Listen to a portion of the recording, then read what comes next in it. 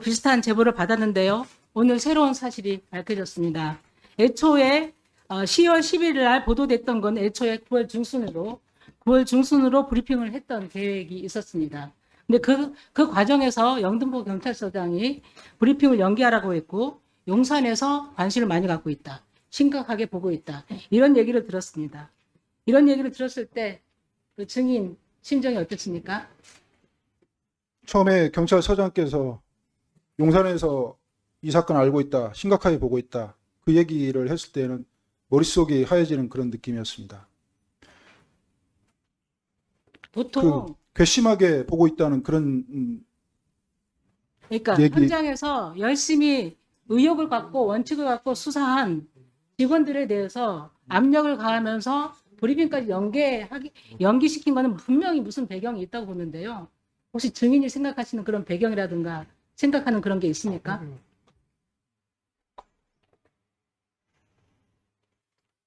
고발장에는 그 내용을 기재를 했습니다만 이 자리에서는 네, 알겠습니다. 네, 않겠습니다. 입장을 이해하고요. 그 당시 영등포 경찰서장이 아까 답변을 안 하셨는데요. 김찬수 총경입니다. 그분은 올해 초 대통령실 자치행정비서관실로 파견을 갔습니다. 알고 계십니까? 모르십니까? 용산에서 근무한다는 사실만 알고 있습니다. 그럼 그때의 그 용산 언급했던 거하고 용산 대통령실로 파견 간 거하고 연관성이 있어 보입니까? 연관성이 충분히 있다고 생각합니다. 네, 알겠습니다. 10월 6일, 작년 10월 6일 증인은 서울청으로부터 사건을 이첩하라는 결정을 통보받은 바 있죠? 네, 그렇습니다. 네네. 구두로 하니까 문서로 보내달라고 했죠? 그렇습니다. 예, 문서로 해달 항의를 했었고, 그 후에, 며칠 후에 사건 이첩을 취소한다는 통보를 카톡으로 받은 것이 사실입니까? 그 과정을 설명을 좀 네. 해주십시오. 예. 그렇습니다. 또 설명 더 해주십시오. 10월 6일 날 오전에 세관하고 서울청하고 거의 번갈아서 이렇게 찾아왔는데요. 네. 오전에는 사건 이첩 결정을 지휘부에서 했다.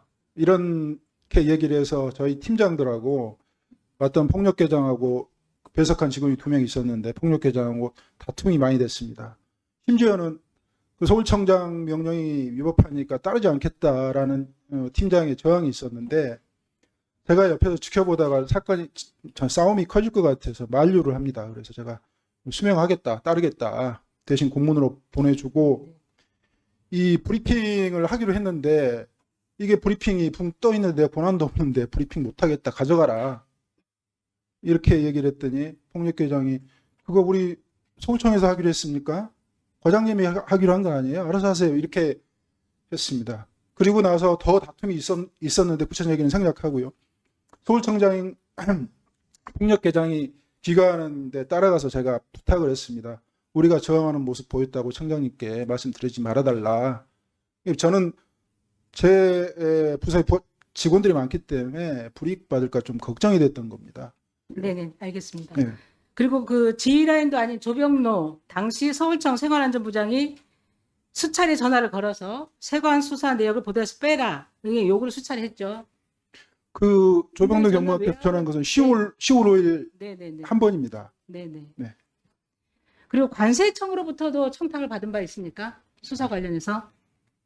관세청으로부터 청탁을 받은 것은 그 통관국장으로부터 계속해서 청탁을 받았습니다. 네, 1분만 더 추가해 주십시오. 감사합니다. 증인은 원칙적으로 현장에서 수사를 잘 했음에도 불구하고 보복성 인사로 저는 좌천됐다고 볼 수밖에 없다고 생각합니다.